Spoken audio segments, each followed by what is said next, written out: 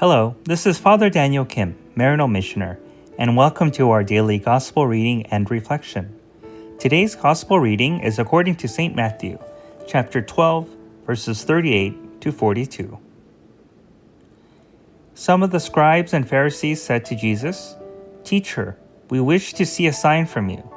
He said to them in reply, "An evil and unfaithful generation seeks a sign, but no sign will be given it, except the sign of Jonah the prophet.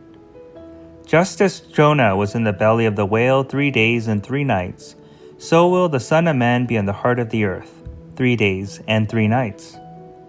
At the judgment, the men of Nineveh will arise with this generation and condemn it, because they repented at the preaching of Jonah, and there is something greater than Jonah here. At the judgment, the queen of the south will arise with this generation and condemn it, because she came from the ends of the earth to hear the wisdom of Solomon, and there is something greater than Solomon here." The Gospel of the Lord. Praise to you, O Lord Jesus Christ. There was once a man whose village was suddenly inundated by a flash flood. The waters came so suddenly that he barely made it up to his roof. As he was there, he decided to pray to God to have the flood waters subside, and as a sign of his faith, he vowed not to move from his roof, placing his complete trust that God will answer his prayers.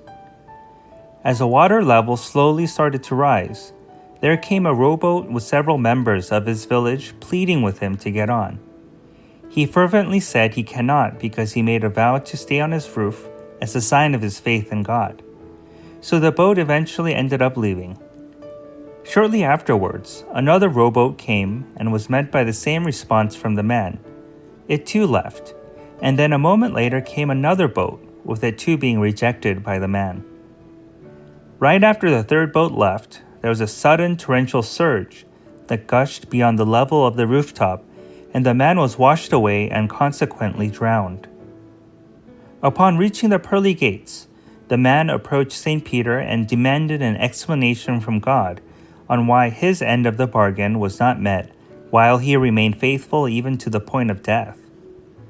Suddenly there was a booming voice that exclaimed, "Remember the 3 boats that came to rescue you?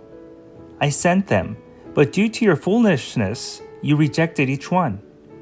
Had you been more open, not only would your life have been saved, but would have realized that no one else from your village perished, and after the floodwaters washed away your house, you would have discovered a chest full of treasure that was buried underneath it." So what this story attempts to teach us is that forcing God to respond in a certain way not only impoverishes our experience of God's expansive love and mercy, but also cuts us off from the very unexpected ways God works in our lives for the glory of all. So thank you for listening to today's Gospel reading and reflection. Please be sure to tune in again tomorrow. Have a blessed and salvific day. If you enjoyed today's Gospel reading and reflection, please make sure that you subscribe wherever you're listening to podcasts. Also, if you know somebody who may find value in today's reading, please make sure that you share it with them.